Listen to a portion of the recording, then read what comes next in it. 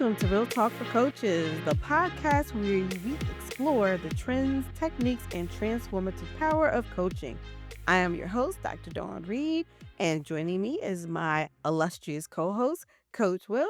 Hey. And today we're diving deep into the art of active listening, not just the surface level nodding and note taking, but that kind of listening where we're hearing what the client isn't saying just as much as what they are saying. And so I'm excited to explore that because that's kind of one of my favorite topics in this coaching competency space. And so yeah, I'm excited to get started and talk about that. But before we do, you guys know that me and Will gotta banter a little bit because we just like to talk. We just like to talk. Yeah, So just banter, little ponder. banter, little pondering. Yeah, a How little are you today, pondering. sir? I'm doing well, and you? I'm good. I'm good. I can't complain. I won't complain. I am I know one thing. I need to go to the dentist. Mm. I need to go to the dentist. Yeah. So, Nah. for those of us who are Gen Xers, back in the day, they used to put the metal fillings in our teeth, right? Oh yeah, I remember those. Yeah. Yeah, yeah, they don't do that anymore, but we used to get the metal filling. And so the metal filling fell out Yeah. of my back tooth. And yeah, so like anything I drink, anything I eat, it's like my whole face feel like somebody just like went bow right in the jaw. Oh So yeah. yeah, we got to go get it filled or taken out, or they need to do something because it's messing with my eating. Yeah, yeah. That's you talk about them now. They do the ones that are more like the color of your Is of it your porcelain? enamel. I'm not sure, Is but it porcelain or something? I'm not sure. I It's know not it's like a metal. color. Yeah, it's not metal anymore. You know how far we have come, Very far. And especially. it's funny because I remember go ahead. No, what was you gonna No, say? it's Especially funny when when you think about back in the day, you would see people and they smile or laugh or something, and you could see a the bunch of metal. yes, Yes, yes, yes. yes, yes, And which it, it's funny that when my dentist, because I had metal in these, like the back and all of them. And when he looked at it, he said, "You got metal?" He's like, "Oh my gosh, I haven't seen metal fillings in a long time." And then what we wind up seeing is that the metal cracked my tooth. So like the tooth cracked the metal. The other one, the metal cracked the tooth. uh, And in this one, it fell out. So this will be the last one that gets replaced with the new, I guess it's porcelain, or I don't know what they use, but it's the one that's the color of your teeth. yeah, So yeah, yeah, the yeah. We're last just one, and showing I'm our glad age it here. needs to be done because I can't eat. Yeah, we're showing our I age know here. we Yeah, are. Anyway, how are you doing, sir? What's going on with you? I'm doing all right. I'm doing all right. Just ready for us to get into this topic a little bit. I'm not going to give you the silence like I did last The last episode. Yeah, yeah, I'm not gonna do that, but, yeah, we can get into the active listening, things of the that active nature. listening. Yeah. So in coaching, we hear about active listening all the time. It is one of the core competencies that coaches, if you say you're a professional coach, active listening should be that skill that you really do develop because you really cannot facilitate the coaching process without listening well. And so there's differences between listening, active listening, and other types of listening. And so it's usually divided into three different, I'm going to say, levels, right? And the Uh, thing that I think that is important to remind people is that it could be called different things. Like you can hear it's called deep listening, active listening, global listening.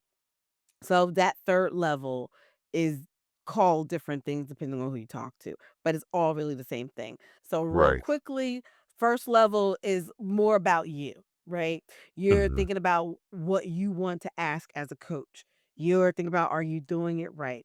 You're listening very, very lightly to the client, but you're more focused inward and not so much what's going on around you. That second level, you're more focused on your client, but it's more just hearing their words and listening that they're talking. You have a general understanding of what they're thinking, what they're feeling, but it's very surface level. You're not really getting into the deeper things. When you talk about active listening or deeper listening, global listening, all mean the same thing. We are talking about the patterns of words. So if a client is saying very similar words that might mean overwhelm, like I feel like I'm underwater, I feel Right. like I'm drowning, I feel like I can't breathe. These tend to represent that idea or concept of they feel overwhelmed. Uh-huh, Right? uh-huh. So, if you're hearing that pattern of talking, and then as a coach, you're like, and you go, "Overwhelmed." Mm, sounds like not overwhelmed, I'm sorry. If they say, like, "I can't breathe." Can't breathe." And they go, "Yes." And usually the client will say, "Yeah, I feel very overwhelmed," or "I feel frustrated." And I might go, what would that frustration be tied to? And they might go, I got too much on my plate. So it sounds like you're overwhelmed, right? So again, going through that process, I'm listening to the patterns in their words. When we talk about global or active listening, deep listening, we're also talking about hearing what the client isn't saying, or looking at or listening for change in energy. So if their pitch and their voice lowers when they start to talk about work or their manager or how they feel about work, then there's something there because their pitch goes from high to low So or their that would be energy goes from Go ahead, I'm sorry. so no, no, no, Mhm. I'm sorry, 'cause so that would be more of the deep listening part of it, Mhm. because when the Mhm. surface listening part is when you just like you were saying, you heard them, uh, repeat certain words that may be so that's the surface listening, and then as they start to talk about things, you switch to your deep listening skills. And like you said, like when they maybe talk about managers or something of that nature. So that's more of a deep listening skill. Am I looking at that correctly? Absolutely. Absolutely. Mhm. Mhm. Okay. Yep. Okay. You got it. All right. And as you said, like there's so are the three different levels. I know you said they're called different things. Mhm. Now, are they called different things based off the different coaching models? Like, No. okay, Not okay, at all. okay. No. So they're called different things depending on how people have been taught or how they understand it. And again, w- when I first started, right, and Mhm. I start well, I will when I started coaching, not when I became ICF certified, but just coaching in general. It was like maybe 25 years ago when I actually was using the skill set of coaching. Ooh, 25 At years. that time, Oof. No, of good. oh hush, hush. Yes, I've been in this game for a minute. Um, we calls it more active listening, right? Right. Um, as I've as time has gone on, I hear people say global listening. And lately, maybe the last year, I hear people say deep listening. So I think it's just a time thing, a communication thing. The relevance though is that it all means the same thing. It's that third level of you are hearing both what the client is saying, but also what they're not saying. All right. So, let's talk about some common listening pitfalls and how to avoid them.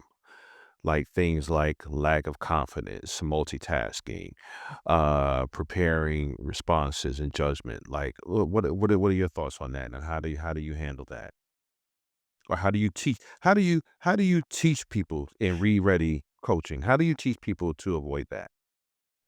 To avoid those pitfalls Yes. of the active listening, that third level of listening. Yes.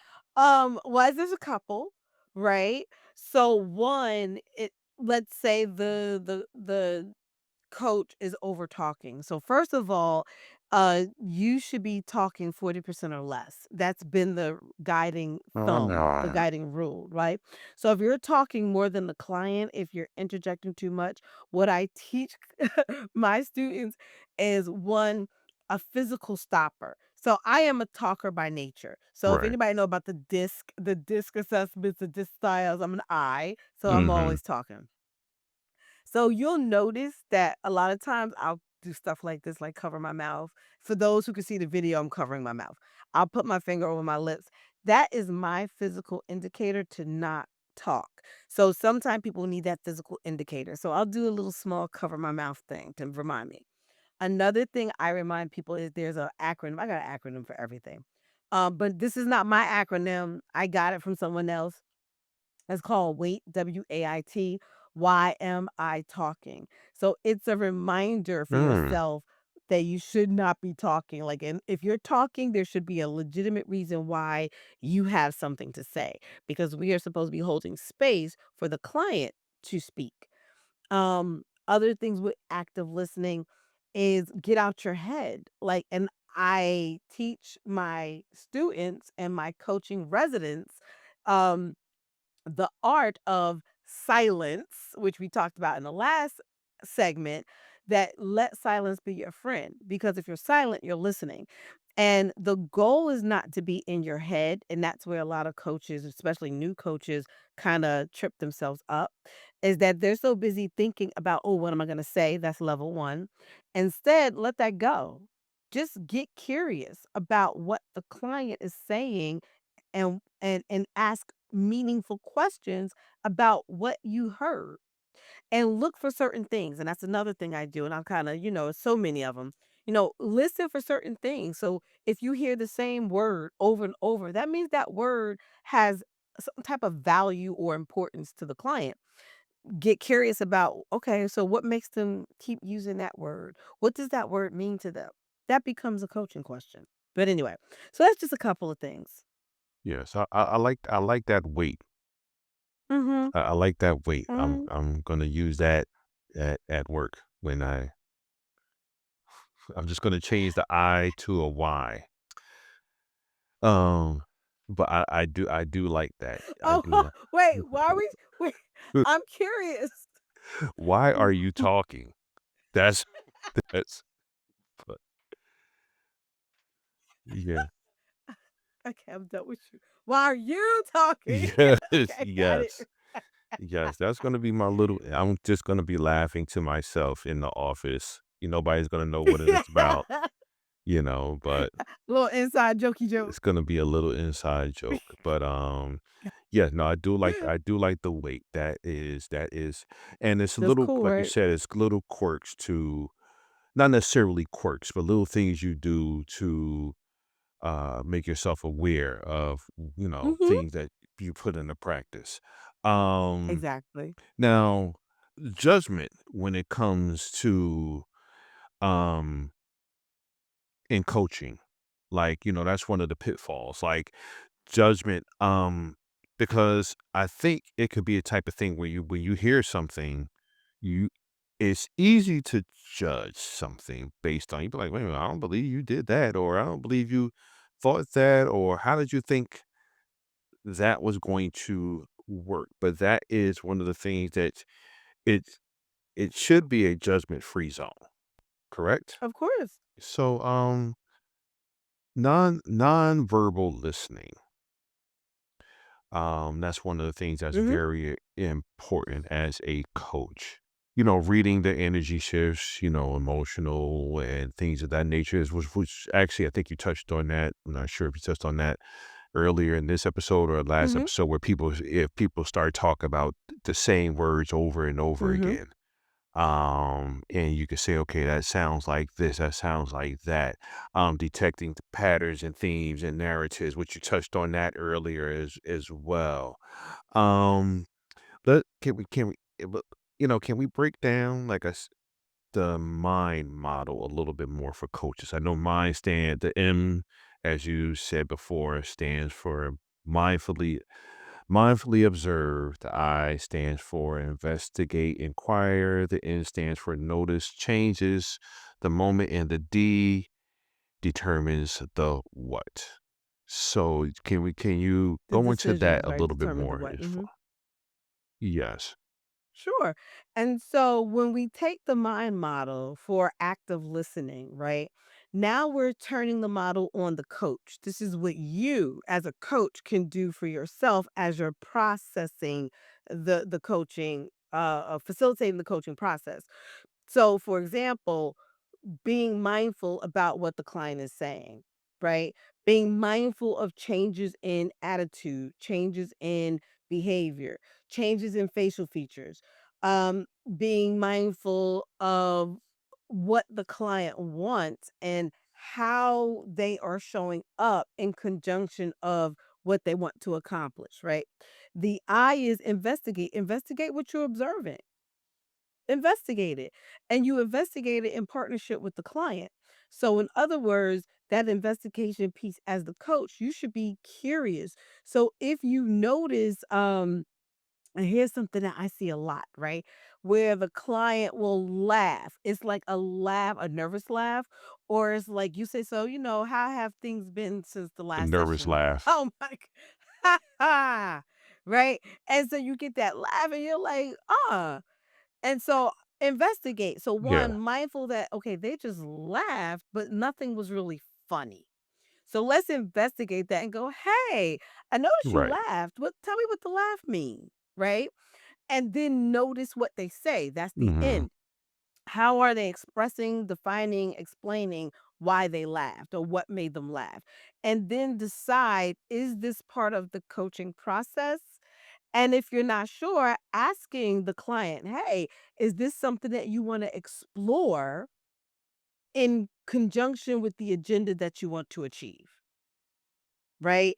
Right, because it could be a laugh of discovery, correct? Right, right, right. Exactly. Mhm. So, yeah, so that's how the mind model can work for the coach.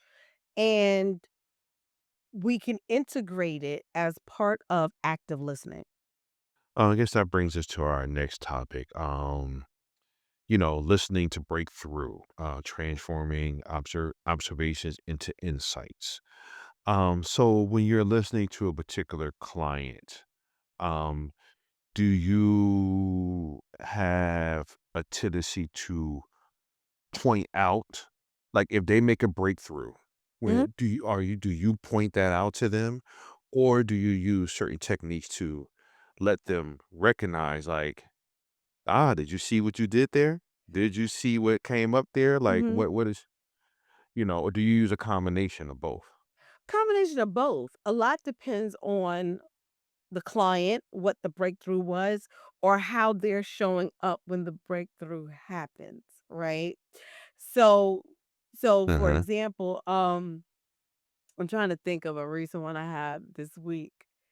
So I have seen in sessions where clients will have an aha moment. And I will go, Right. I want to take a moment just to acknowledge that this is what I observed. Or how do you feel about me sharing what I just observed? Because I think it's significant.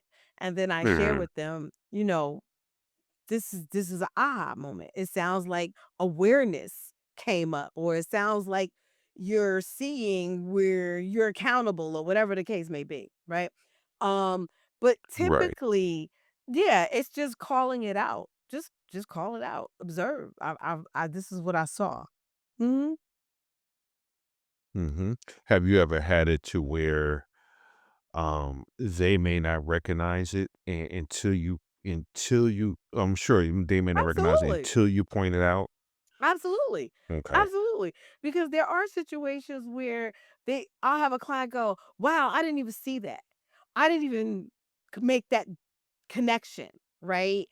Right. Connection, Right. right, Yeah. So there's right. sometimes they're not aware. And that's why I think it's important for us as coaches to actively listen, to hear everything, what's going on in the environment, what's going on internally, externally, everything that's going on.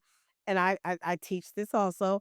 I always tell my clients, I mean my students rather, um, anything and everything can be part of that coaching facilitation. And For example, when a client Uh-huh. is sometimes clients try to multitask, which try anyhow, that's a judgment. I'm about to have a judgment. Sometimes clients will multitask and I can hear it. And I'll go, "Hey, it sounds like there's a lot of movement and background noise," or "I hear the television going. Are you in a quiet space?" Um, I'll bring back to their memory, well, the coaching agreement says, and we agreed that we're gonna have a quiet space. You're gonna focus on yourself, blase, blase. So again, it's that hearing it, and then I'll also ask questions and get curious to say things like, especially if the client is saying they're overwhelmed or they got a lot going on their plate. I'd say, "What do you think the relationship is? Like, what do you think this means? I'm hearing a lot of busyness in your background. How does that relate to what's going on that keeps you overwhelmed?" And they'll be like, "Wow." Understand. Again, I didn't recognize it. I didn't know. I didn't think about it. Right. And so, Yeah, yeah, they I didn't see. always Yeah. tell.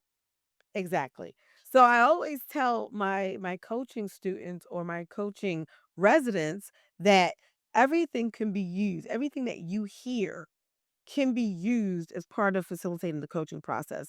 That's why it is important for you to really listen at a very deep level because there's a lot of information that you can use in order to help the client achieve their agenda.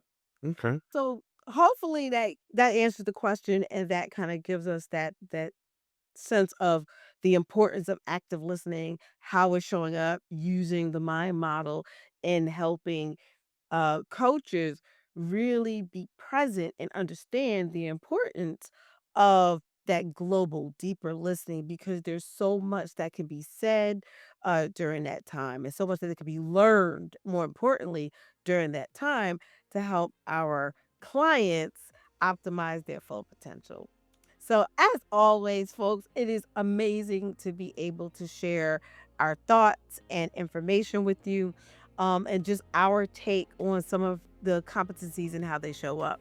So please make sure you tune in. Yes. Again, we are so excited that you are listening and we love sharing. And if you have a topic or a question, please feel free to email me, coaching@rereadycoaching.com, or follow me on social media, follow Coach Will on social media, and we would love to hear from you. All right, you guys, take care, and we will talk to you next week.